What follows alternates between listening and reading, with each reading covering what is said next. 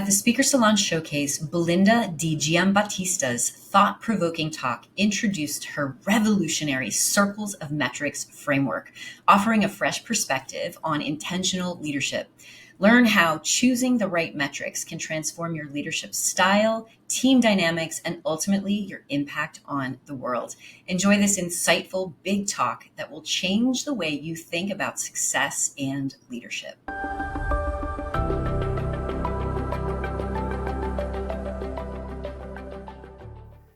Leaders, I want you to envision the future for just a moment.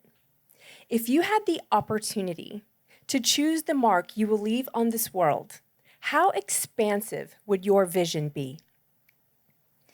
Vision is how we start as leaders. When it comes to leadership, success isn't only about vision, it's also about choosing the right quantifiable metrics that allow you to track, monitor, and assess the impact of a leader. I first learned about my metrics when I was about 33 years old. I'd worked a few years in corporate American cubicles and offices with no windows, and I got my executive MBA. And I felt like I was doing pretty well, but my gut told me that I could make a bigger impact if I looked beyond those four walls. And it occurred to me that if I set my own metrics and didn't rely on the scores from the annual performance evaluation, my success could take off. I was a motivated businesswoman, and I was also a mother. So there were two things that I cared most about. One was if I was going to work 50 or 60 plus hours a week, I wanted to choose which hours. And two, I wanted to have a bigger connection with the impact I was making with my effort.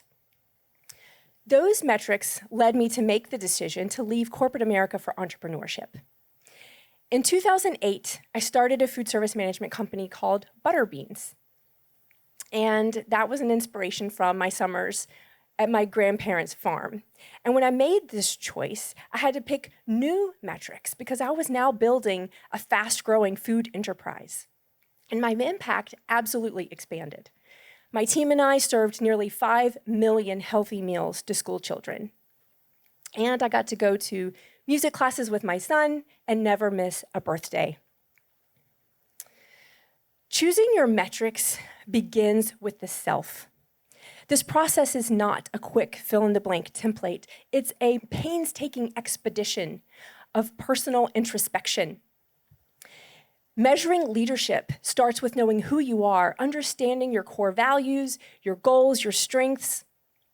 This personal harmony is important because the metrics of self guide our actions, challenge our growth, and ultimately define our legacy. As a new CEO, I had to set goals that were smart and determine company values that had purpose. And you can believe that my leadership growth was challenged. And I see it today whenever I go into businesses and I meet with leaders and they explain to me what they want to sell and what they're developing to sell to their clients. What they're describing is the sum of their leadership choices that they make on a day-to-day basis, whether they're conscious of this or not. And with this, I want to introduce you to the circles of metrics. The graduated levels work together, and the circles help you understand how your success hinges on where you start. The center level powers the outer levels. You can assess your leadership by understanding and considering your self-awareness, your self-management, your ability to manage your relationships with those on your team. When you are choosing metrics of self-improvement, you can use your self-evaluation to determine where to start. What do you need to work on? Is it trustworthiness, intentional communication? What's the quality of your mentorship? If you are the leader of a business and responsible for its success, what metrics will you choose at that self level, the center of the circle? You'll know you've chosen well when you and your team are on the same page. And it's obvious that they feel like their contribution matters. This opens the doors to diverse perspectives in problem solving. That stimulates elevated thinking and discovering better solutions. And when you've done this, you'll know that you have created a culture that is persistent and winning. And that takes us to the next circle, the culture metrics circle. Oftentimes, this metric is overlooked at the detriment of the client circle, which is where the revenue and the profit KPIs sit. When this happens, other metrics start to slide, employee retention, efficiencies, and so on. The shortest path to culture is to ingrain your mission, vision, and values within your policies, plus your systems and processes.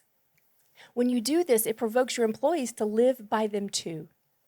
In my company, I came to learn that culture was the difference between having all of our employees that were scheduled to show up at 17 different locations every day versus having some people call out of work.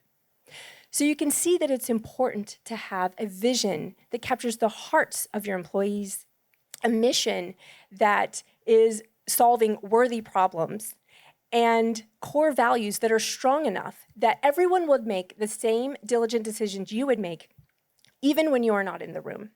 When this happens, you know that you are ready to move to the last circle. The challenge for leaders is to navigate the inside circles of self and team, to make insightful choices about things that they may not normally pay attention to. Choices that can transform your team from average to outperforming. Choices that can delight your clients beyond their expectations. And choices that can enable you to wield influence and build support for positive outcomes that are surrounding your entire community and beyond. This is the challenge because your potential to become an impactful leader is yours to determine. Remember, a leader's metrics plus the team's metrics plus the culture metrics add up to the client metrics. Your client metrics directly correspond to your company's performance. And this is where many leaders want to start because it feels familiar.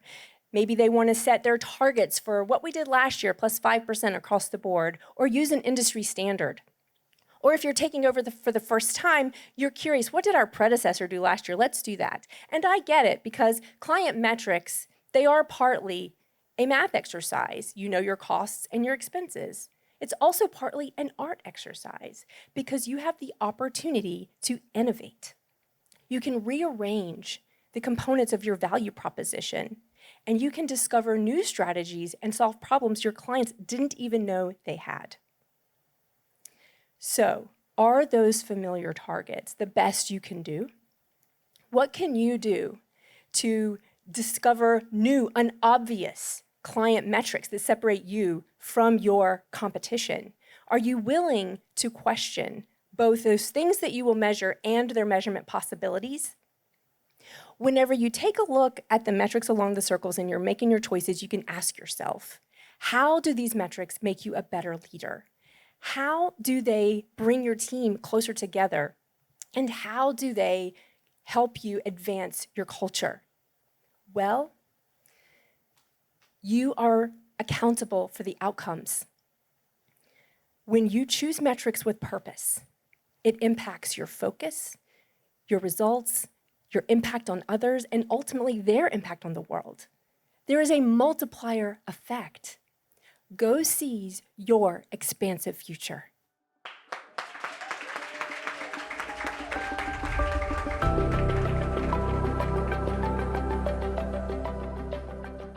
If you loved this big talk, I would love to hear from you in the comments what your takeaways were so I can celebrate and support you. And if you desire to take my big stage in New York City, just like these speakers, I invite you to apply to the Big Talk Academy, my 12-week signature speaker certification program. You can find all of the information that you need at thebigtalkacademy.com.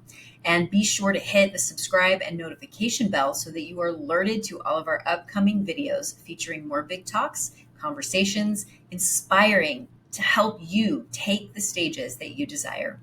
Your voice matters, and I also appreciate you for being here. Big love. Mwah.